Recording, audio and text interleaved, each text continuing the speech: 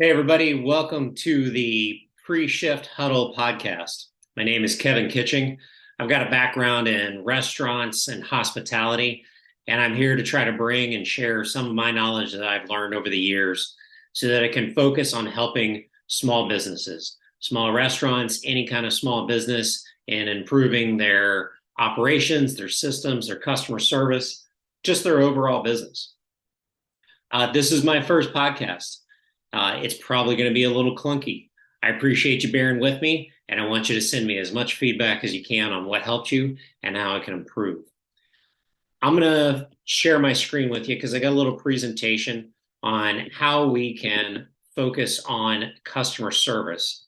Customer service is my first topic because I believe it's the ultimate differentiator in how you do business.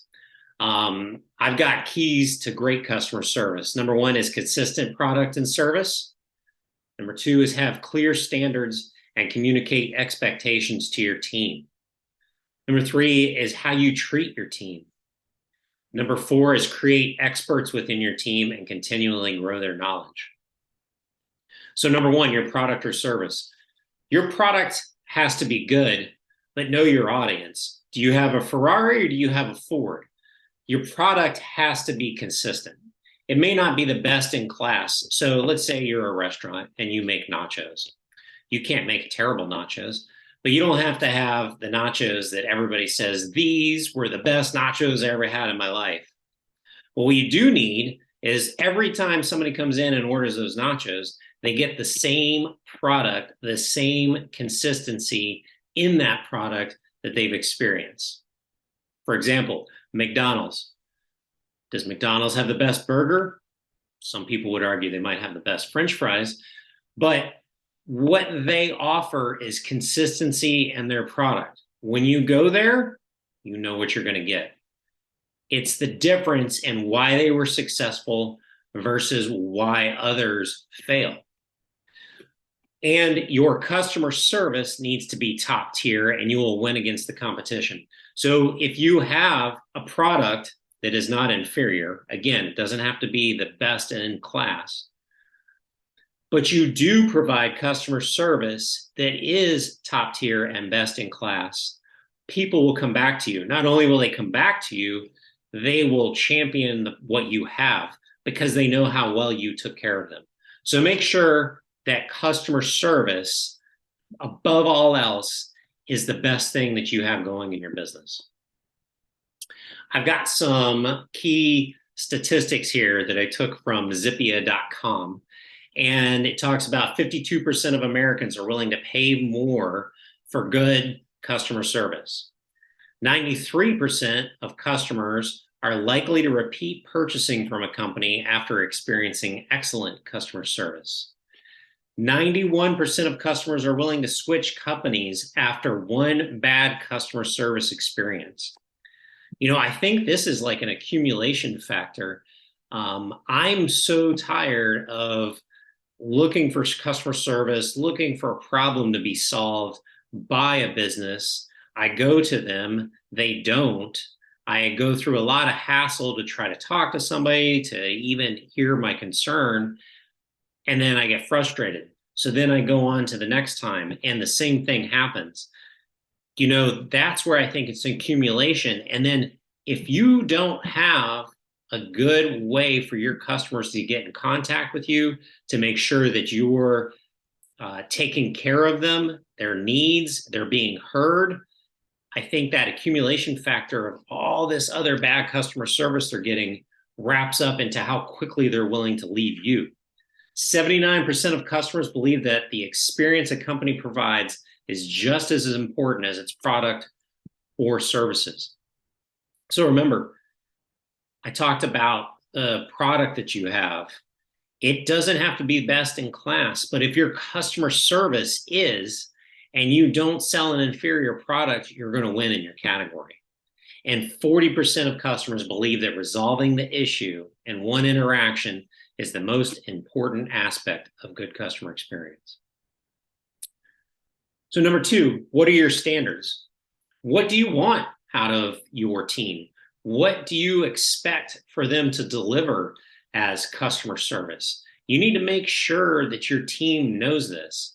If you just leave it up to them, they may have a different vision. I've talked about in my career to my teams, when I would talk to my leaders within the supermarket that I ran, I had approximately 10 different team leaders.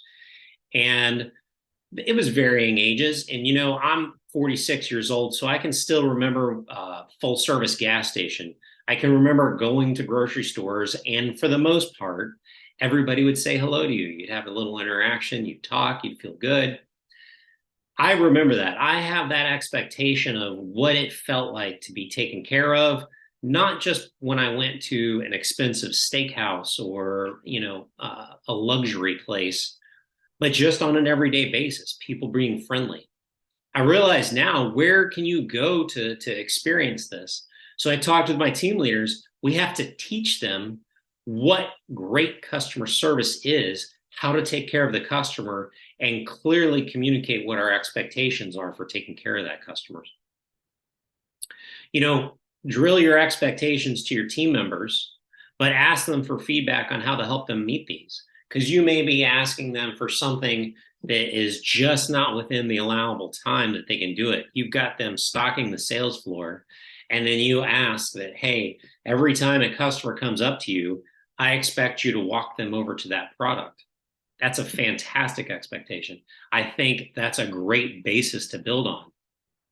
But how much time do you allow in your labor to meet that customer needs, that customer service expectation? Are you speaking out of two sides of your mouth? Are you coming up and saying, how come you don't have this task done? And then saying, how come you didn't walk that customer to the product when they asked for it? If you are, then you're not setting them up for success. So ask them for feedback.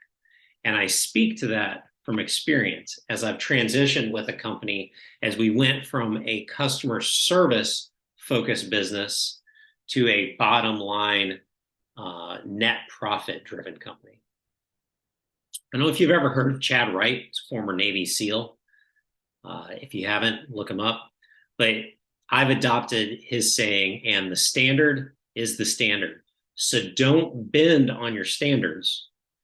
Learn how to set your team up for success so that they can meet those standards. Be tough on standards. So be tough on standards, but soft on people. One of my great mentors, John Brown, taught me that. Big giant of a man. You knew when you disappointed him, and you never wanted to disappoint him, but he was never hard on you. He talked about the standards that you didn't live up to. Some standards, if you drill them well enough, they're standards I built a career on. And when I wrote these out, this is stuff that I still remember from when I was with this company. I have not been with this company, 20 years. Yeah, it's been 20 years because I left when I was 26 with them. I remember we had 27 steps of service. One of the steps was 2 bites, 2 sips, 2 minutes, 2 rings. So if you were a server, you had to check back within 2 bites, 2 sips, 2 minutes of anything being dropped off at the table, a drink. The hostesses, you had to answer the phone in 2 rings. You had to hold the door for everyone, say hello to everyone you pass, suggestively sell or suggest a specific appetizer, drink, or menu item, but make it your own. We had a standard of 12-minute ticket times for getting food out of the back of the house. We had all those. We weren't clearly defined on those expectations of what our customer should experience. And our sales would grow from time to time, but we didn't stand out. Once we were set on our standards, our sales exploded because they were clear. The standards were clear, and the team realized personal success by following some of them. The front of the house realized more tips. The back of the house realized more hours and shifts, so did the front of the house. And then there was more opportunities for the back of the house to grow. We created more positions. We needed more people there. The team bought in because our product was good. They enjoyed eating there. They felt good. We weren't trying to sell somebody something that was an inferior product. And it was consistent. And it was, for our class of restaurant, our customer service was top tier. We were considered a fast casual restaurant. If you've got an Applebee's or a Chili's in your neighborhood, we were a direct competitor with them. We weren't a Morton's Steakhouse. So we were loose. We had fun. We had great fun menu items and a great story about where RJ Gators came from, but our customer service was top tier. These clear standards and expectations also helped us create an environment where underperformers got off the team and the top performers helped lift everyone up. I want you to let people accuse you of having high standards because your customers will thank you. So next, we come to how do you treat your team? Got a little slide here for those of you listening. Look up like manager versus leader or boss versus leader. A boss is sitting on top of the mission, yelling at all the people to pull this mission along.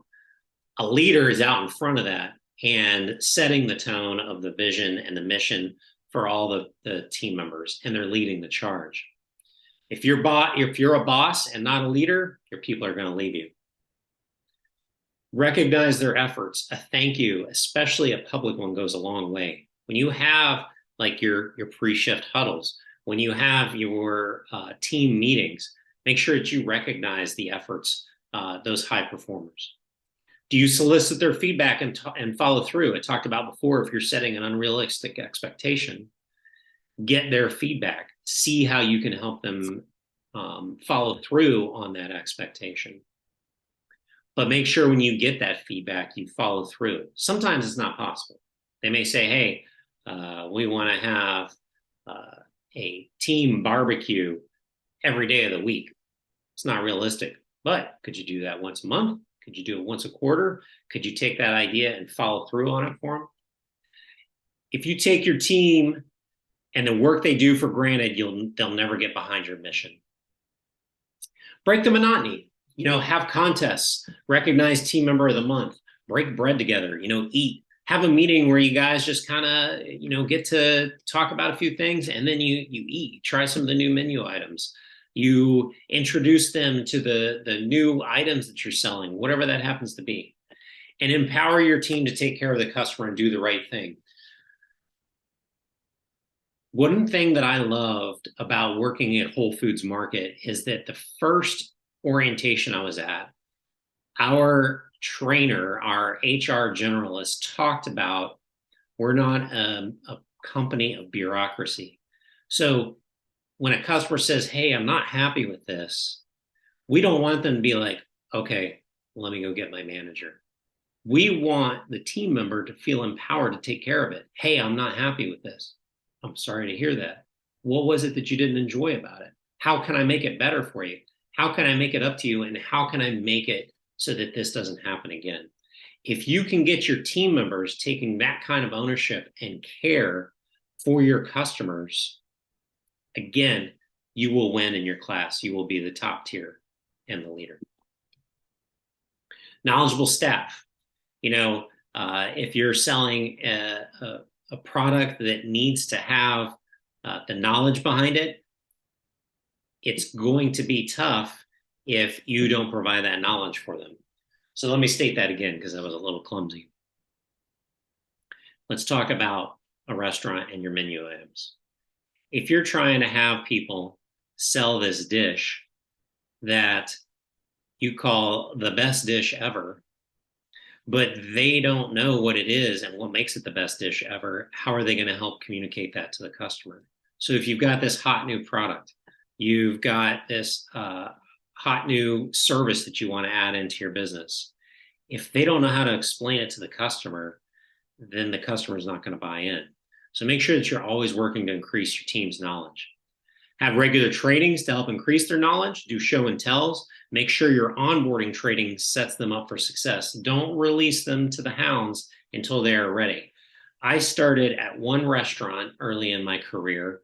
I got about a shift of training, and then my first shift on my own was Mother's Day. It was the worst. I did not stop for 15 hours. I think I had one little cone cup of water the whole shift. And I felt terrible because everybody was running my food. I didn't look like I had no clue. The customers were like, "Man, this is not great. I'm disappointing their moms. What are you? This is terrible." Fast forward, I went to another restaurant. We did over a week of one-on-one training, testing on the products, tasting on the products, experts within the restaurant of providing me with knowledge. And then I was only set up still with people. I had somebody shadowing me and partnering with me when I was finally able to start trying to do my own stuff. I had a partner there. I was set up for success. And I learned that the onboarding sets the tone for how your team is going to succeed or not succeed for the duration they're there.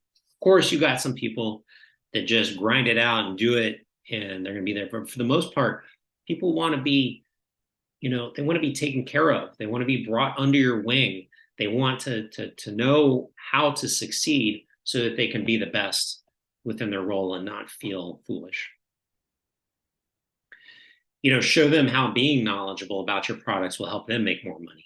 If it's service based, if it's commission based, they can make more money by being knowledgeable about your products. And if it's not service or commission based, show how about being knowledgeable about your products can help them work up the ladder. They can, get promotions. They can be more in the company. So recap. You want a consistent product and service.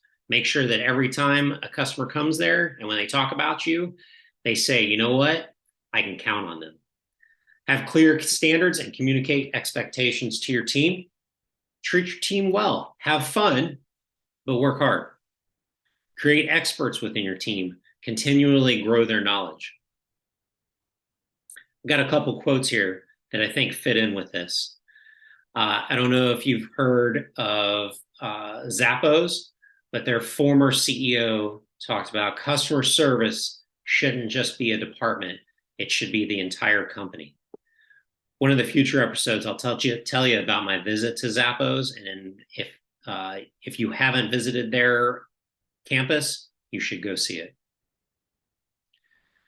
And Mahatma Gandhi, the best way to find yourself is to lose yourself in the service of others. That's what I'm here for. I want to serve people. I've created a website, grassrootsleader.com. I'm going to be putting this content out. If you feel like that you would like more information, if you want to spend more time, grassrootsleader.com will be coming online. We're going to have a community of people that are like-minded, that want to help each other out, that can bounce ideas off of each other, and that can lift each other up while we are in service to each other. So I hope that you enjoyed this podcast. I hope that it brought some ideas to your head, some questions to your head. How can I improve my business? And reach out to me. Let me know what you think and how I can help you. Have a great day.